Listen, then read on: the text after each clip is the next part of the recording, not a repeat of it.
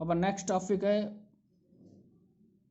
Motion of A charge particle inside a uniform magnetic field.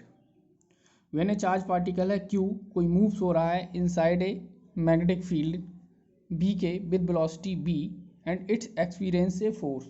ये क्या करेगा, experience करेगा एक फोर्स। तो F इक्वल फार्मूला क्या होता है हमारा, Q B cross B Lorentz force से।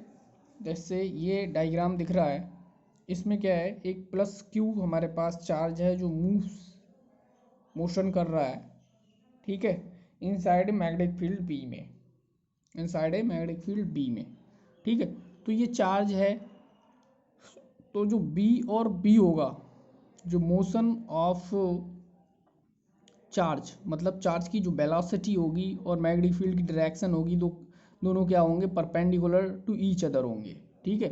सपोज दैट ये बाई डायरेक्शन है, ये जेड डायरेक्शन है, ये एक्स डायरेक्शन है। इसी तरह से यहाँ भी मोशन देख लो, इस तरह से मोशन कर रहा है, ये डायरेक्शन क्या होगी बी और ये डायरेक्शन होगी बी की, ये वेलोसिटी है और ये क्या है हमारे पास मैग्नेटिक फील्ड है, दोनों परपेंडिकुलर होंगे।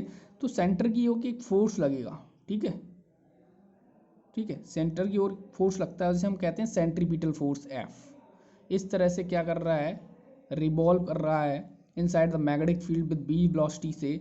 तो ये जो हमारा चार्ज होगा वो एक एक्सपीरियंस करेगा फोर्स, उस फोर्स को कैलकुलेट करना है। When we have two cases, यहाँ दो केसेस रखते हैं। केसेस फर्स्ट में क्या होगा, बी परपेंडिकुलर बी, जब क्या है वेलोसिटी परपेंडिकुलर है किसके, मैग्नेटिक फील्ड के।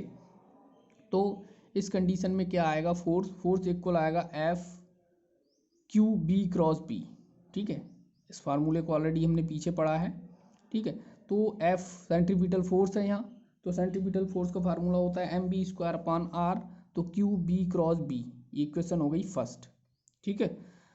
इफ B एंड V मतलब velocity and magnetic field right angle to each other, तो थीटा 90 हो जाएगा। तो इसे हम ओपन कर सकते हैं, ठीक है, या हम कह सकते हैं B क्रॉस इक्वल क्या हो जाएगा, क्यू वी वी, क्योंकि क्यू बी क्रॉस बी को हम लिख सकते हैं बी वी साइन थीटा, और साइन थीटा यानी साइन 90 की वैल्यू 1 है, तो वैल्यू क्या आएगी, क्यू बी वी, ठीक है। तो फर्स्ट एंड सेकंड से क्यू वी वी इक्वल किसके आ जाएगा, M B square upon R K, M B square upon R K, ठीक है। तो यहाँ से हमारा आ गया R equal M B upon Q B, ठीक। तो इट फॉलोज, क्या फॉलो करता है, फास्टर द पार्टिकल मूव्स, यदि पार्टिकल फास्टर मूव करेगा विद वेलोसिटी b से, तो larger R radius circular path, circular path की जो रेडियस होगी वो क्या होगी, लार्जर होगी।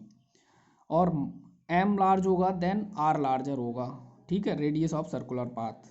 b लार्जर तो smaller of the radius of circular path. Time period कैसे निकालेंगे, time period equal distance upon क्या होता है, वेलोसिटी या स्पीड। डिस्टेंस कितना है, एक सर्कल में चलेगा तो 2 पाई आर, वेलोसिटी b, तो 2 पाई b की वैल्यू रख देंगे, क्या रखेंगे आप, b की वैल्यू यहाँ से रख देंगे, ये रखने के बाद t की वैल्यू आएगी 2 पाई m अपॉन क्यू बी, ये इक्वेशन थर्ड हो गई।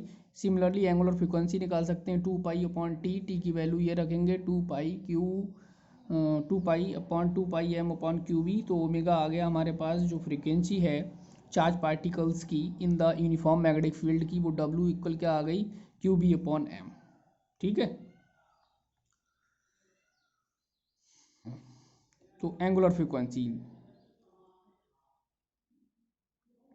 और ओमेगा को हम साइक्लोट्रॉन फ्रीक्वेंसी भी कहते हैं। आपके सिलेबस में साइक्लोट्रॉन पहले था, ठीक है, लेकिन अब साइक्लोट्रॉन की स्टडी नहीं करेंगे, बट इसे हम साइक्लोट्रॉन की फ्रीक्वेंसी भी कहते हैं। सेकंड केस क्या है, सेकंड केस इसमें है when B and B are inclined to each other, जब बी और बी दोनों क्या हैं, एनक्लाइन टू ईच अदर हैं, ठीक है। तो इस कंडीशन में क्या होगा, हम बी के दो कंपोनेंट ले लेंगे वेलोसिटी के, एक वर्टिकल और एक हॉरिजॉन्टल कंपोनेंट। और वर्टिकल हॉरिजॉन्टल कंपोनेंट क्या होंगे, B V cos theta, B N B sine theta, ठीक है। दो कंपोनेंट ले लिए।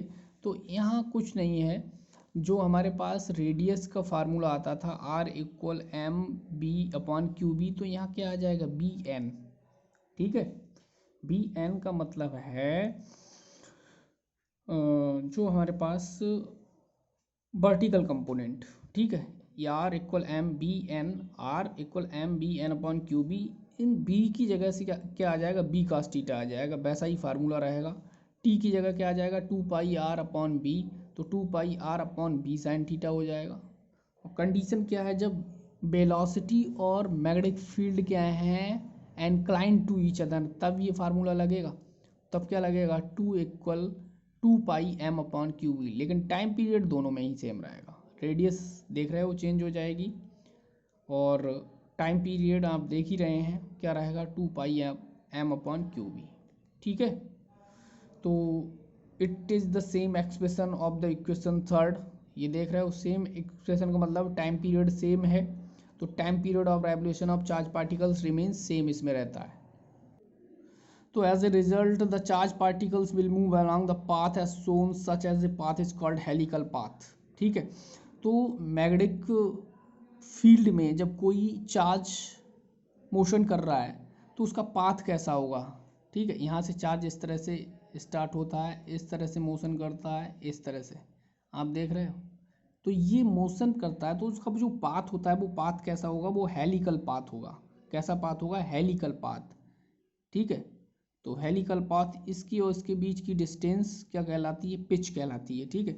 तो pitch of helical path, pitch of helical path का जो फार्मूला होगा वो बी, यानी horizontal velocity into time period, तो वेलोसिटी का B cos theta into 2 pi M upon Q B, 2 pi M Q B upon cos theta, Q B upon का 2 pi M B cos theta upon Q B होगा, ठीक है।